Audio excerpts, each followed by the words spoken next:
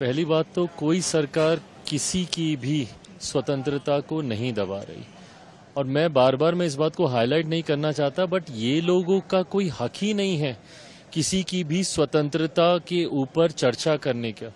ये वही लोग हैं जिन लोगों ने इमरजेंसी लागू कर सबकी आवाजों को दबाने का काम किया था, देश को बंदी बनाने का इन लोगों ने काम किया था। हैविंग सेड दैट, ये जिस व्यक्ति की बात कर रहे हैं उसकी सोच का कोई समर्थन करे मुझे नहीं लगता।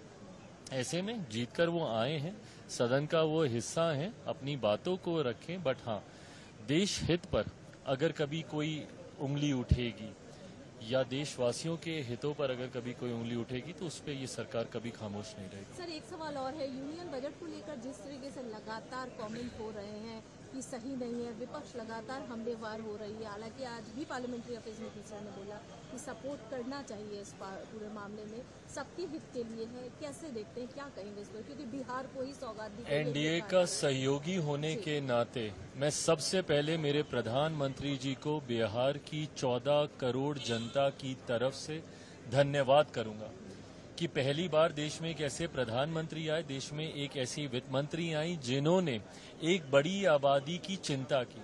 बिहार जैसा राज्य जिसको हैंड होल्डिंग की जरूरत है, भाई जरूरी नहीं है ना कि हर राज्य एक जैसा हो, एक परिवार में हर बच्चे भी तो एक जैसे नहीं होते ना, कईयों को ज्यादा अटेंशन की जरूरत पड़ती है।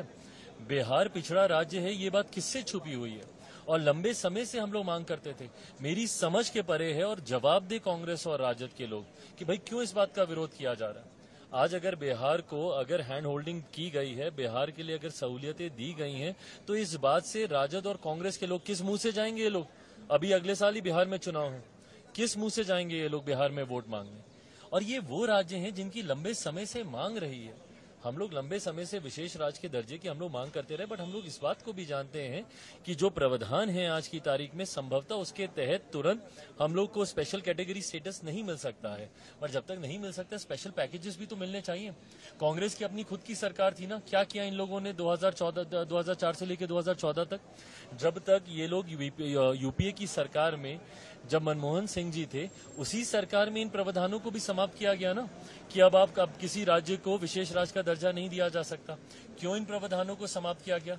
और आज किस मुंह से ये लोग मांग रहे हैं कि भैया विशेष राज्य का दर्जा दिया जाना चाहिए, जबकि आप ही की सरकार ने, आप ही के प्रधानमंत्री के दौरान इन प्रावधानों में बदलाव कर किसी भी राज्य को विशेष राज्य का दर्जा नहीं दिया जा सके, ऐसे कानून बनाए गए। और आज जब बिहार जैसे राज्यों को जब उसका हक मिल रहा है, अधिकार मिल रहा है, उसमें इन लोगों को तकलीफ होती है। ये तो एक तरफ है। दूसरी तरफ मुझे बताइए ना कि इस बजट में किनके हितों का ध्यान नहीं रखा गया? क्या इन लोगों के राज्य में महिलाएं नहीं है? क्या इन लोगों के राज्य में युवा नहीं है? क्या इन लोगों के राज्य में गरीब नहीं है? क्या इन लोगों के राज्य में किसान नहीं है या एमएसएमई सेक्टर नहीं है? ये ऐसी बड़ी योजनाएं इस बजट में दी गई हैं जिन्होंने जाति से हटकर, क्षेत्रवाद से हटकर जमात को जोड़ने की बात की, महिलाओं को एकजुट कर आगे बढ़ाने की बात की है। तो युवाओं को लेकर अभी तक तो बेरोजगारी पर रोज हो हल्ला करते थे।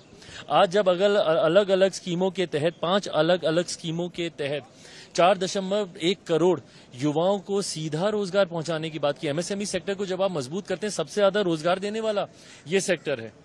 तो जब हम लोग हर क्षेत्र की हम लोग बात कर रहे हैं, उसके बाद भी आपको सिर्फ हंगामा ही खड़ा करना है, तो गलत सोच है। सर, एक अंतिम सवाल, जिस तरीके से राबड़ी देवी कह रही झुंझुना थमा दिया गया, या सारे विपक्ष कह रहे हैं कि कुर्सी बचाओ, अपने जो एली पार्टनर है उनको खुश करने के लिए किया गया। पहली बात तो मैं इस बात को स्पष्ट कर दूं, किसी को कुर्सी बचाने की जरूरत ही नहीं है। मेरे प्रधानमंत्री जी की कुर्सी अगले 5 साल तक दुनिया की कोई ताकत उस कुर्सी को नहीं हिला सकती। हर एक सहयोगी उनके साथ पूरी मजबूती से खड़ा है।